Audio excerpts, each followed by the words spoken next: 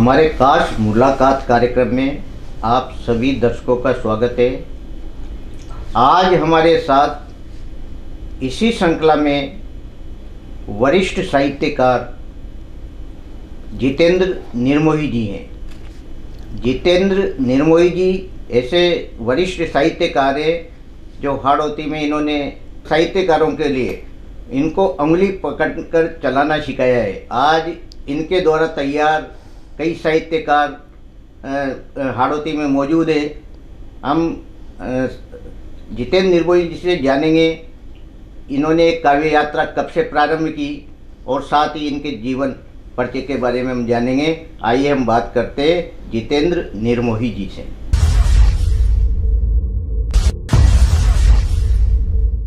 जितेंद्र निर्मोही जी, आपका हमारे स्टूडियो में बहुत बहुत स्वागत है।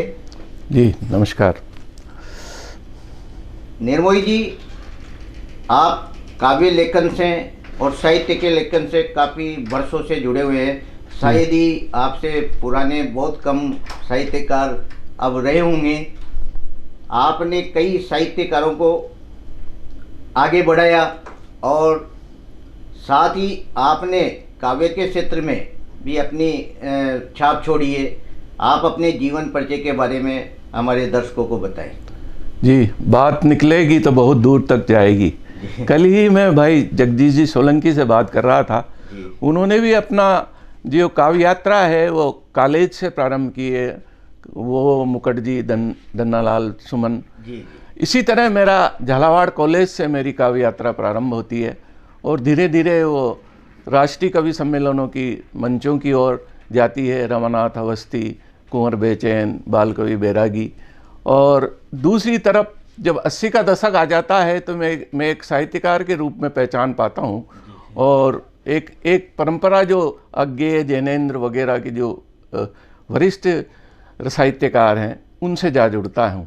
जहाँ तक आपने बात कही कि मेरी गीत यात्रा की, तो मेरी गीत यात्रा कॉलेज से ही प्रारंभ हो जाती है, जहाँ मुझे अच्छी तरह याद है कि मेरा फर्स्ट ईयर में एक कथा लिखी थी, एक मुक्तक लिखा था मैंने।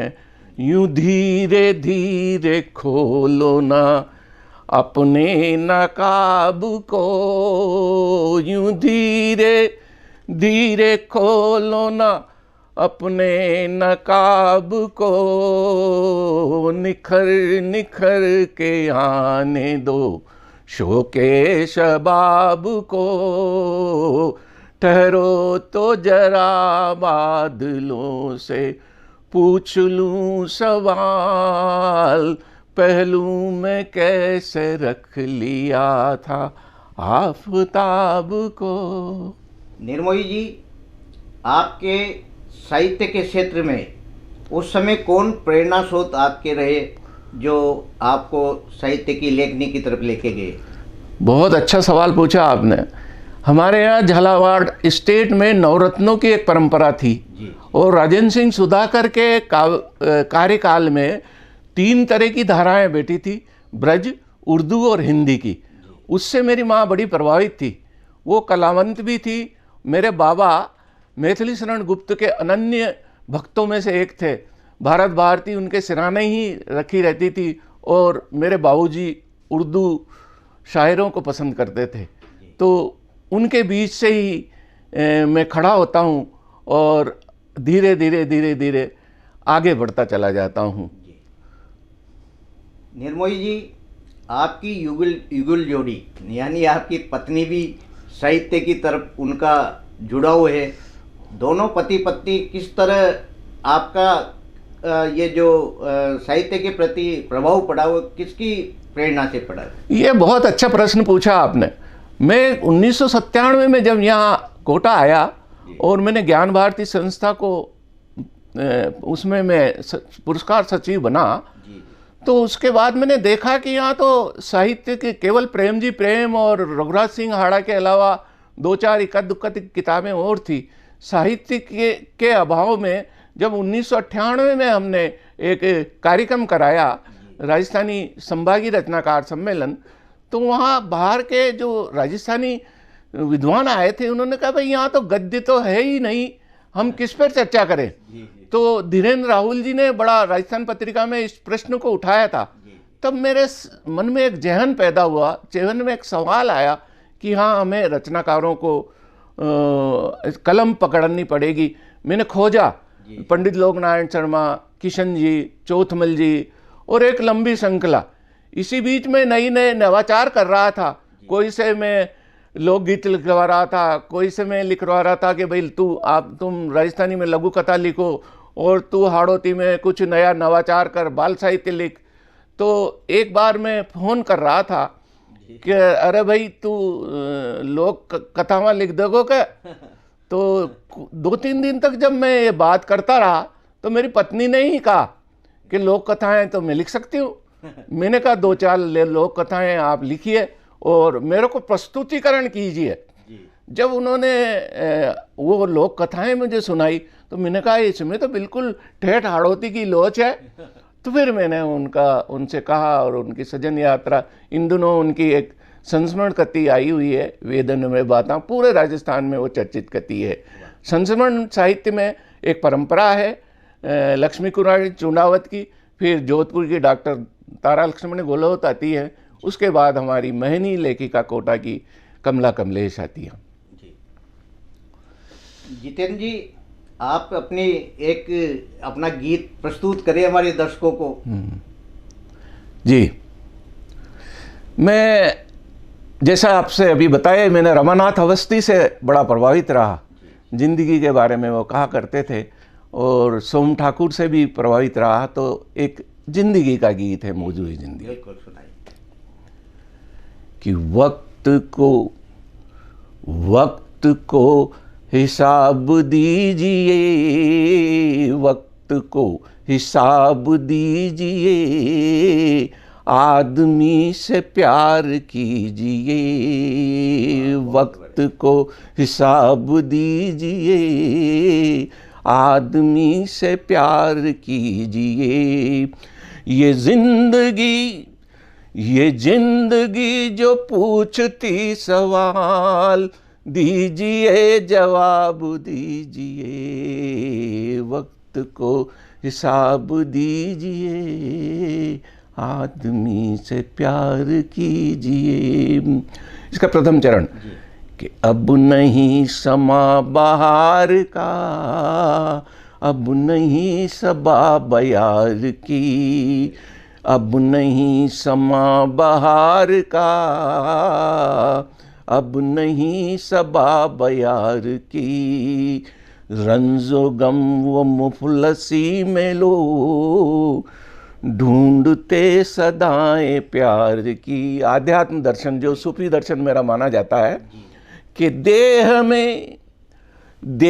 में उतर के देखिए, देह में उतर के देखिए, नेह का प्रकाश कीजिए, जिंदगी जो पूछती सवाल, दीजिए जवाब दीजिए। हम कहते हैं कि अरे यार कल परसों तो मिला ही था, क्या कह रहा है तू यार, वो नीरा कैसे हो सकता है, विश्वास नहीं होता। तो जिंदगी के मायने क्या है, शायद इसी पंक्ति के लिए ये गीत लिखा गया हो कि जिंदगी शबनम की बूंदू है, जिंदगी शबनम की बूंदू है, जो टिकी है एक पात पर, जिंदगी शबनम की बूंदू है, जो टिकी है एक पात पर, क्या भरोसा रूठ जाए ये एक छोटी सी ही बात पर, क्या भरोसा रूठ जाए ये एक छोटी सी ही बात पर, दर्द के पराग कण चुरा, दर्द के पराग कण चुरा, एक हंसी उधार दीजिए, जिंदगी जो पूछती सवाल, दीजिए जवाब दीजिए। और ये अंतिम चरण जो बशीर अहमद मयूक साहब को बड़ा पसंद है, कि क्या पता ये आज का समा कल यहाँ रहे कि ना रहे, क्या पता ये आज का समा कल यहाँ रहे कि ना रहे, आज आपकी बनी यहाँ कल यहाँ बने कि ना बने। और हम सब कवियों का, साहित्यकारों का दायित्व शब्द के महाभिषेक में, शब्द के महाभिषेक में अपनी अंजुरी बिछोड़िए, जिंदगी जो पूछती सवाल दीजिए जवाब दीजिए, वक्त को हिसाब दीजिए, आदमी से प्यार कीजिए, ये जिंदगी जो पूछती सवाल दीजिए जवाब दीजिए। मायड भाषा जी में आज बहुत कम लिखा जाता है, आपका इस पर क्या विचार है?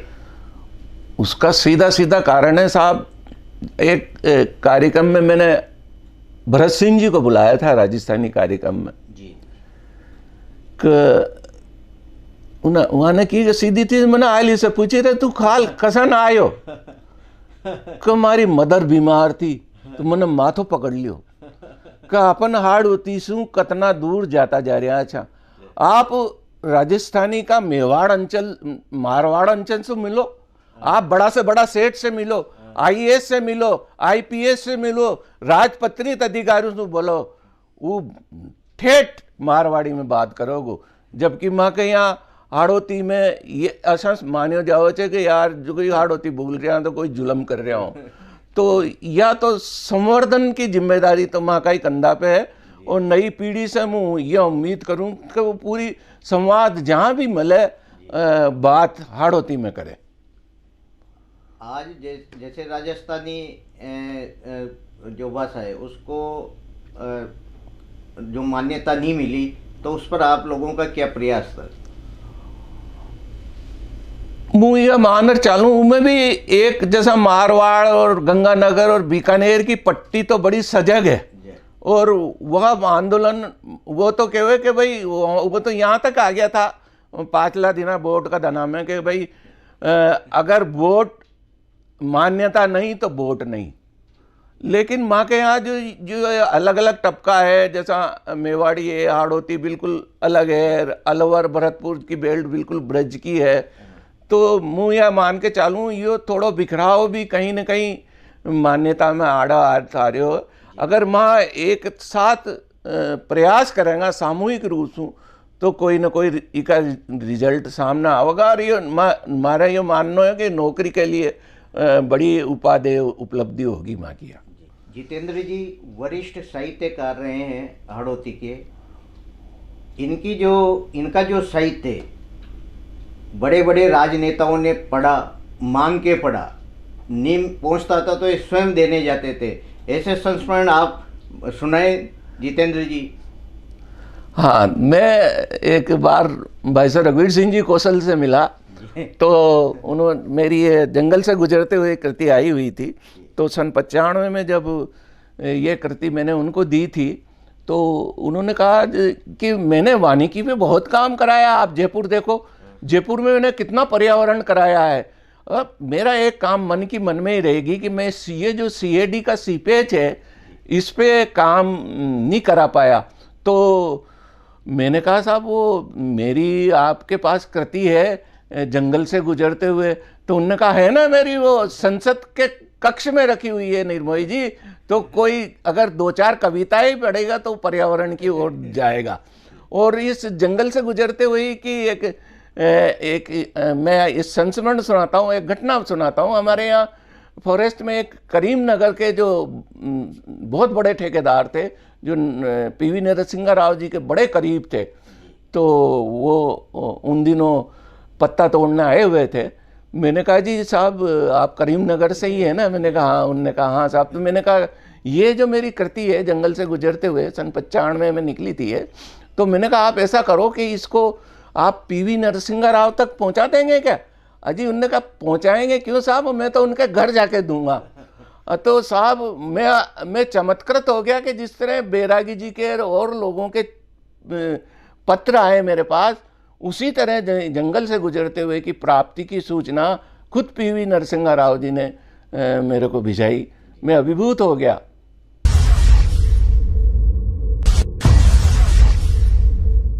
निर्मोही जी, आपकी मौलिक कृतियाँ कौन कौन सी रही और अब कौन सी कृति आपकी आने वाली है? आप तो बिल्कुल जैसे मैंने देखा साक्षात्कारकर्ताओं के गूढ़ रहस्य जो रखते हैं वैसे साक्षात्कारकर्ताओं में रहे हैं। बहुत खूब। मेरी अब तक 20 कृतियाँ तो हिंदी की आ चुकी है विभिन्न विधाओं की, और 12 कृतियाँ मेरी राजस्थानी हाड़ौती की आई है। अब तक प्रेम की सबसे ज़्यादा कृतियाँ हुआ करती थी राजस्थानी में। उनसे उन्हीं के एक तरह का आशीर्वाद मानिए कि मैंने मेरी कृतियाँ प्रेम जी से थोड़ी ज़्यादा हैं। और चर्चित कृतियों में मेरी पिछले दिनों ही मेरे को राजस्थानी हाड़ौती का जो गद्य का एक रामजस की आत्मकथा करके उपन्यास है, उस पर राजस्थानी का बहुत बड़ा पुरस्कार मिला है। इसी तरह मेरे को काव्य में भी जो मेरा गादी शुद्ध खंड काव्य है उसको करीबन 4-5 राजस्थानी के बड़े पुरस्कार मिल चुके हैं। पहली कृति जो मेरी जंगल से गुजरते हुए थी, उस पे मेरे को नवनीत दास वैष्णव कर पीड़ावा के हुआ करते थे, स्वतंत्रता सेनानी, उसको सब पुरस्कार से तो पहली कृति पुरस्कार से चालू हुई। और मेरे को अकादमी पुरस्कार मिला है कृति जो संस्मरण की कृति है उजाले अपनी यादों के, उसमें पूरे संस्मरण है। एक बार मेरी बाल कवि बैरागी जी से बात हुई थी, तो उन्होंने कहा भैया मैं तुम्हारे जो ये संस्मरण है पत्रकार मित्रों को भी पठन करवाता हूँ और साहित्यकार मित्रों से भी। बहुत अच्छी कृति है, बधाई आपको। रघुराज सिंह हाड़ा ने भी इसकी भूरी भूरी प्रशंसा की। नीरज जी के यहाँ से तो मैंने एक मित्र से पूछा था कि वहाँ तो ये कृति उपलब्धि नहीं, कोई ले गया इसे। तो ऐसे ही है। और मेरे पिछले ही दिनों मेरे को 23 में राजस्थानी का जो पुरस्कार होता है, आगीवाण पुरस्कार, जो लंबी सेवाओं पे मिलता है। और सबसे बड़ी बात है राजस्थानी सेवा में मेरे को सबसे बड़ा पुरस्कार मिला है राजस्थानी साहित्य और संस्कृति पुरस्कार, पुरोधा पुरस्कार, जो गवर्नमेंट ने मेरे को 2022 को बीडी कल्ला जी ने 30 मार्च को राजस्थान दिवस में जयपुर में दिया। निर्मोही जी, जाते जाते हम आपकी एक और रचना सुनना चाहेंगे। जी, मैं 3-4 जो मेरे चर्चित मुक्तक हैं जो जिनसे मेरी पहचान है, मैं कोशिश करता हूँ वो सुनाने। चल यहाँ से यहाँ आबो दाना नहीं, ऐ हुनर इस जगह तो ठिकाना नहीं, ऐ हुनर इस जगह तो ठिकाना नहीं। जानता हूँ चमक मोतियों सी ही है, जानता हूँ चमक मोतियों सी ही है, जौहरी हो भले ये जमाना नहीं। और इस मुक्तक से मेरी पहचान है, इसी मिजाज का कि सबका हो गा भला राह ऐसी चले, सबका हो गा भला राह ऐसी चले, आपके वास्ते बेवफा ही भले, आपके वास्ते बेवफा ही भले।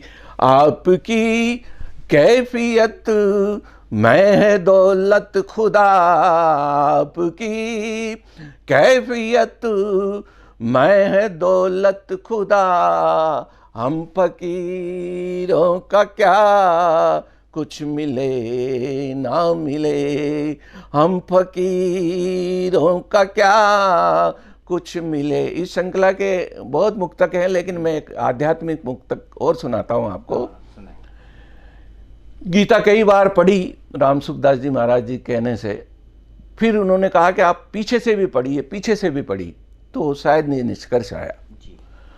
ओम से सुर मिले ओम संगीत है, ओम से सुर मिले ओम संगीत है, ओम ने ही रचे षष्ठी के गीत है, ओम ने ही रचे षष्ठी के गीत है, ओम प्रारंभ है ओम में अंत है, ओम जन्म जन्म पे ली हुई पीते के अंतिम मुक्तक जो गीता से प्रभावित होकर लिखा है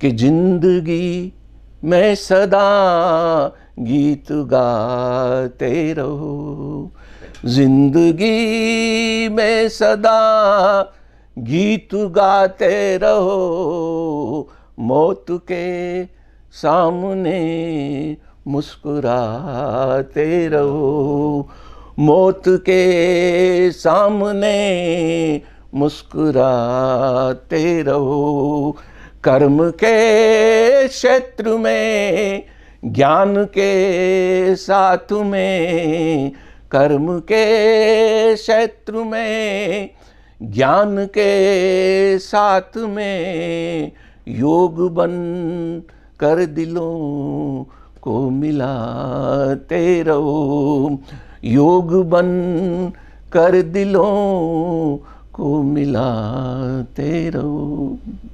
निर्मोही जी, आखिरी प्रश्न छोटा सा आपसे और पूछना चाहूँगा। आपकी लंबी उम्र इस यात्रा में शामिल रही, अब आपकी उम्र इतनी हो गई है, क्या काव्य लगातार आप काव्य का क्षेत्र बढ़ाते जाएंगे? जी जी जी, मैं बहुत, ये भी बहुत अच्छा प्रश्न किया आपने। मेरा ध्यान दोनों तरफ है, हिंदी साहित्य में भी है और राजस्थानी साहित्य में भी है। आप देखो कि मैंने रिटायरमेंट के बाद में एमए हिंदी में किया है और एमए राजस्थानी में भी किया है, और दोनों में इस क्षेत्र के बहुत से विद्यार्थियों को, गाइड को बताते हुए मैं शोध के विषय दे रहा हूँ, शोध करा रहा हूँ। उदयपुर और राजस्थान यूनिवर्सिटी के जो राजस्थानी विभाग है उन पर मेरी निगाह है, वहाँ भी मैं कोशिश कर रहा हूँ कि इस हाड़ौती अंचल को प्रतिनिधित्व मिले, वहाँ पे भी शोध होती रहे बराबर। और ये श्रृंखला आप देखो कि मेरी सतत 71 वर्ष की उम्र में भी 8-10 घंटे बराबर मैं बैठता हूँ और समीक्षा, और मेरे पास जितनी कृतियाँ आई थी कोशिश करता हूँ अधिक से अधिक लोगों को प्रेरित कर सकूँ। और अधिक से अधिक इन्हीं दिनों मेरी राजस्थानी में जो मैंने पढ़ा है, राजस्थानी उपन्यास पूरा समग्र जो सारे राजस्थानी का उपन्यास है पढ़ के एक विवेचना आ रही है, राजस्थानी कहानियाँ एक विवेचना आ रही है, और राजस्थानी बाल साहित्य जो समग्र पढ़ा है वो एक राजस्थानी बाल साहित्य की एक दीठ करके एक कृति आ रही है। तो ये सोचता हूँ कि यूनिवर्सिटी के लिए बड़ी उपादेय होगी और शोधार्थियों को बड़े काम आएगी। नई पीढ़ी को ये समझने को मिलेगा कि राजस्थान में कैसे कैसे साहित्यकार। जी, ये थे हमारे साथ वरिष्ठ साहित्यकार जितेंद्र निर्मोही जी। निर्मोही जी से हमने इनके गीत सुने और जो साहित्य के क्षेत्र में इनकी जो भूमिका रही आज के साहित्यकारों को आगे बढ़ाने में, ये इन्होंने बखूबी हम सबको बताया। ये हमारे स्टूडियो में पधारे, बहुत बहुत धन्यवाद। आभार। श्रोताओं को भी बहुत बहुत साधुवाद।